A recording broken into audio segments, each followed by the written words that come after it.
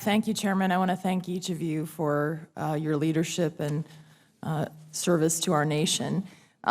I fully support giving women the opportunity to both meet and exceed the high standards set by each of our branches of the military. But as the chair of the Readiness Committee, what I would like as a commitment from each of you is that as we implement this policy, that we ensure that individual and unit standards are focused solely on combat readiness and nothing else. And I think the women of this nation would want that. I think the women who are going to have the opportunity and who have served so admirably and defended this nation already in combat would want that. So I want to make sure that I have the assurance of each of you that it will be the case. Yes, Senator. Absolutely. Yes, ma'am. Yes, Senator. Thank you. I want to bring up an issue when we talk about women serving in our military that is really one that has bothered me. And that is that we have women guards who are guarding the prisoners and terrorists at Guantanamo. And they are women who are fully qualified, capable, and to guard anyone there. Yet there has been a court order in place since January of last year for, in particular, the 9/11 terrorists that essentially says that the women who are guards there are not permitted to actually transport the 9/11-5 to legal meetings and commission proceedings. And Senator Ernst and Senator Scott and I went to Guantanamo. We met with the women guards there. And I can assure you what they told us is, we just want to do our jobs.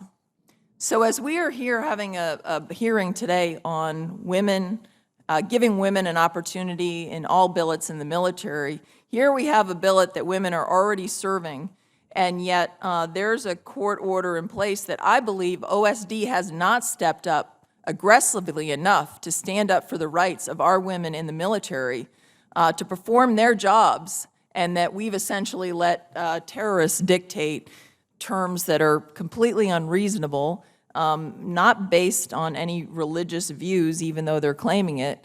And you know, your predecessor, not your predecessor, but one of your the former commander of Southcom, General Kelly, was very upset about this, brought this to my attention. Previously, Secretary Carter's been before this committee and also described this as outrageous.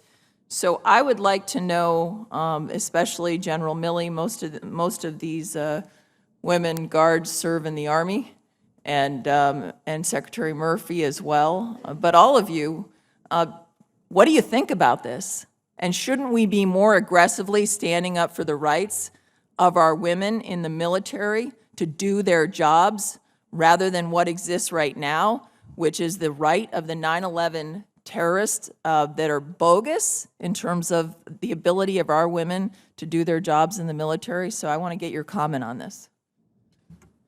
I personally think it's ridiculous that these women are not allowed to do that job. I probably have other words that can't be said behind this microphone right now about how I feel about that whole situation. But I agree with you, Senator. Senator, I concur with the chief, and let me be clear, we don't take orders from the terrorists, but there was a court order here, and we take an oath to support and defend the Constitution. But I will tell you, ma'am, that I will go back.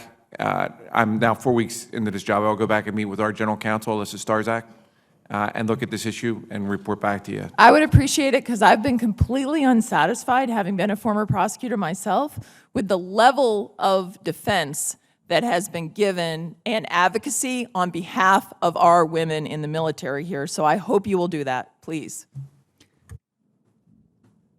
Secretary Mabus? I share exactly your words. It's outrageous. Women need to be able to do the jobs that they are qualified to do. Senator, I agree with the rest of the panel. Thank you all, and I do appreciate your willingness to pursue this, Secretary Murphy, because I think we can do a much better job for standing up for their rights as opposed to what's in place right now that, to me, to let these 9/11 terrorists dictate what our women in the military can do is outrageous. Thank you.